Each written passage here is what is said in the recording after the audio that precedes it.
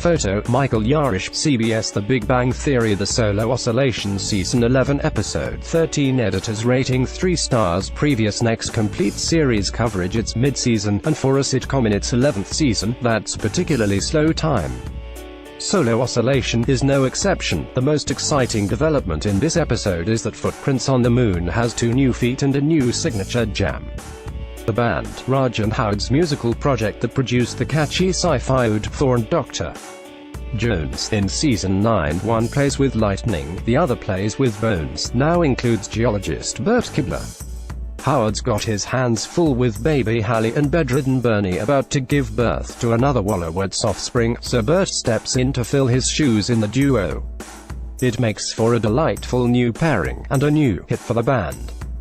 Indiana Jones is still in, but in honor of Bert's rock fixation, as in Stones, not the wrestler turned actor, FOTM is now singing about a boulder. Actually, not a boulder, the one that chases Indian raiders of the Lost Ark. Bert has penned his ditty from the perspective of said boulder, alone in my temple, in the middle of Peru, a giant stone ball, with nothing much to do, but if you steal my idol, I will roll right over you. Howard, meanwhile, finds he does have some time to devote to his performing arts endeavors, so he puts fingers to keyboard and begins work on his solo project, an astronaut-themed musical. All it takes is a brief sample of the work to reach Bernadette's ears, and she begs, no, demands, that Howard get the whole band back together. Footprints on the Moon 2.0 makes its official debut as a trio at Toby Greenbaum's bar mitzvah, where Bert's aggressive performance might mean FOTM 2.0 isn't likely to be hired to perform again in the immediate future.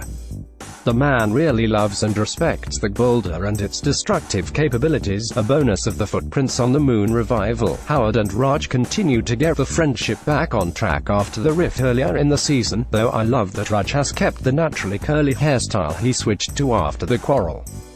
Raj revealed he'd only straightened his hair to make it look more like Howard's when the two first met because he wanted to emulate his cool pal. Raj has got his own do, and he's moved into an apartment and a lifestyle he can support on his earnings, without handouts from his wealthy parents. The new hair and his growing independence are both good looks on him. So what the rest of the gang is up to? Sheldon has grown depressed about his lack of enthusiasm for any of his work projects. It makes him grumpy, or grumpier than usual, and he kicks Amy out of their apartment so he can have some alone time to get inspired. When Amy scoots across the hall to Penny and Leonard's, she and Leonard bond over the shared pasts of spelling bees and science fair projects, while Penny escapes the walk down science memory lane by going to Amy's apartment to hang with Sheldon. Leonard and Amy, Lamey, would be their portmanteau, and it is an apt one. They are not one of the more dynamic pairings among the friends. But Sheldon and Penny together almost always pays off. In the end, if CBS or the cast does ever pull the plug on this lucrative series, Sheldon and Penny may prove to have been the most genius couple all along. His arrogant condescension doesn't chip away at her inherent confidence, or rather, she doesn't allow it to. Because of that, and because of the genuine affection between them, Penny can often pull Sheldon around to his most endearing state after he is being his most insufferable self, like, say, kicking his fiancée out of their home, and insulting Leonard when he dares to simply inquire what Sheldon is working on.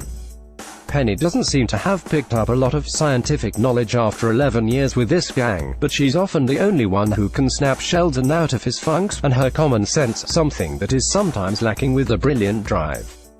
Cooper has on more than one occasion led Sheldon to both personal and professional insights. She doesn't really solve string theory, as she later claims to Leonard and Amy, but she certainly is key in helping Sheldon rediscover his Jones for the topic, and maybe allowing Amy to return to her own home. THEORM's Raj brings his friends a newspaper so they can see a review of his planetarium show, and Sheldon discovers a Far Side comic that puzzles him. It's Midvale School for the Gifted, one of the all-time best Far Sides. Among Footprints on the Moon's other tunes, Sherlock Around the Clock.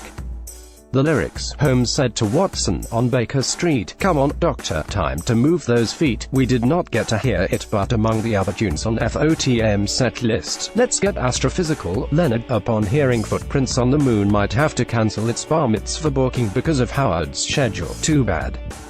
You guys kill at bar mitzvahs and other events where people can't leave. Why Sheldon loves pizza. It's a circle made of triangles served in a square box.